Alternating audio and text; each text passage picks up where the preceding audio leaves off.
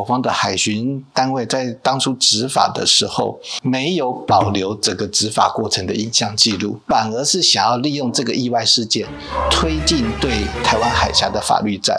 它的目标区应该就是海峡中线以东的管辖权。他基本上没有想要把这个事情做进一步的扩大。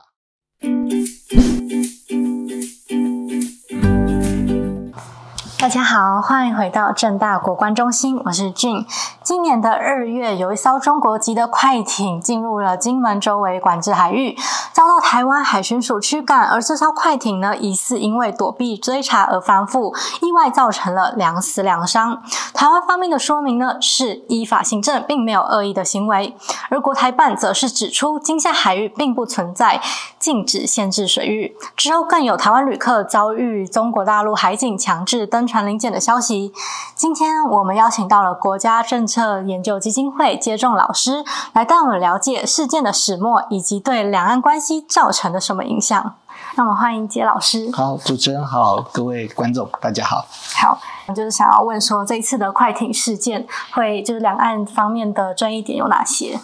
最主要是确实我方的海巡单位在当初执法的时候没有保留整个执法过程的影像记录。然后再加上在事件发生之后的头几天，对于很多的关键的时间点，他的说法又做了好几次的变化，所以使得整个事情在最关键的那几天的时间点变成我方无法把整个过程说得很清楚，也没办法提出非常具有说服力的一个证据。那我是觉得中国大陆应该就是看到了这一点，从2月14号到2月17号晚上这几天，中共中央可能就看到了我方拿不出有力的证据，同时在很多的关键的细节方面语言不详。坦白说，从2月17号以后，中国大陆在这件事情上，它的策略就已经不是以尽快善后为主要的目标，反而是想要利用这个意外事件推进对台湾海峡的法律战。所以紧接着我们就看到，第一个，它否定了长久以来存在于金门的禁限制水域的默契，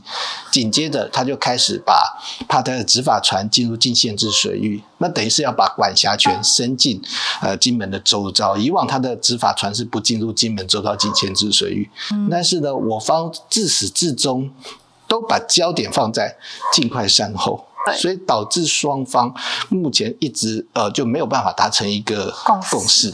因为两方就是会对于限制啊、禁止海域在那边吵来吵去。那想要请问老师一下，什么是限制海域，什么是禁止？其实是这样的啦，金门的状况真的很特殊，因为金门是我们中华民国有效的统治跟管辖，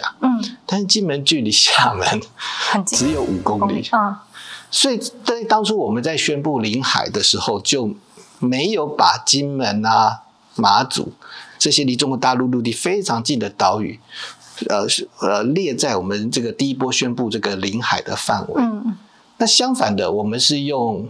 这个国防部长久以来存在的一个禁限制水域，把它用两岸人民关系条例把它法制化。这禁限制水域其实是以前国防部为了防卫需求，它在金门这些外离岛的周边，它划定一个区域，是禁止任何的大陆船只进入。接着会回到，但是在1996年，中国大陆也公布了所谓的相关的领海范围。对，那其实他就把金门放在他自己的领海范围，并且宣称是他们的领土，就是说他们对金门有执法权跟管辖权。但在以往，其实中国大陆会尊重我方有效统治管理金门这个事实，所以他口头上不承认，但是基本上他承认我们在金门的禁限制水域范围内有完整的权利，包括执法权跟管辖权。所以到后来变成中共的官方船舰，包括军方还有执法单位，他们的船其实也不会进入禁限制水域，但是渔民是常常会越界了。那就是像随着近年来海局势有比较紧绷啊、升温，那这一次的争端有没有可能会引发另外一个更大的冲突？就到目前为止，双方虽然在管辖权部分还是在互有攻防，但是很明显看得出来，尤其是中国大陆，他基本上没有想要把这个事情做进一步的扩大，我们看到几个迹象，第一个，他的军方在这次事件当中基本上没有扮演任何的角色。那中国大陆也没有发动所谓的比如说用经济制裁，甚至于去发动他们中国大陆内部大量的网民去形成一种仇台的言论。中国大陆尽管在这个事情上他有他的特定的目的，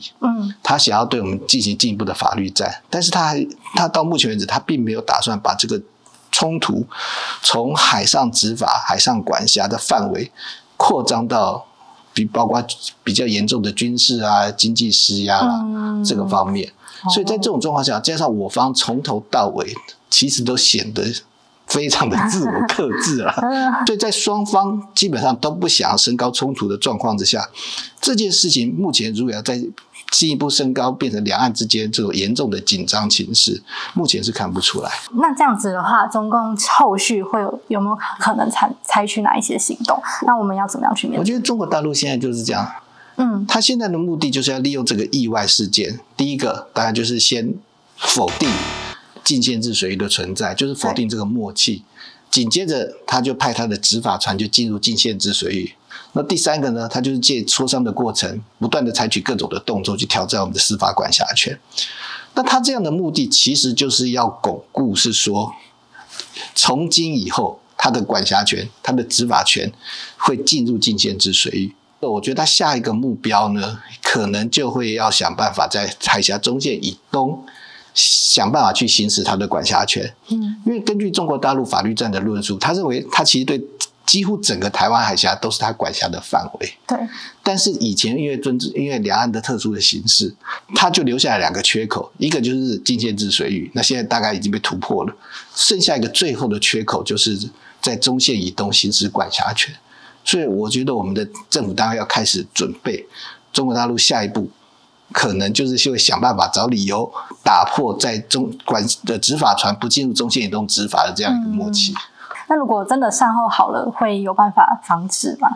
坦白讲，我觉得中国大陆现在就是在这件事件上，法律战归法律战，善后归善后。即便最后我方大量的接受中共的所谓放船、放人、道歉、赔偿，让这个事件得以落幕。但是呢，中国大陆否认金门禁限制水域默契，然后他的执法船以后会刻意进入禁限制水域的这个状况，我觉得是不会改变。我们都要提防中共下一步的行动。他的目标区应该就是海峡中线以东的管辖权。好，谢谢老师。今天的节目就到这边结束，很谢谢我们杰老师的分享。看完这一集节目，你们会对于这次快艇的事件有什么看法呢？会不会担心两岸关系继续恶化下去？直接在下面帮我们留言。如果喜欢我们的影片，也记得帮我按赞、订阅、分享加开启小铃铛通知。我们下集见，拜拜。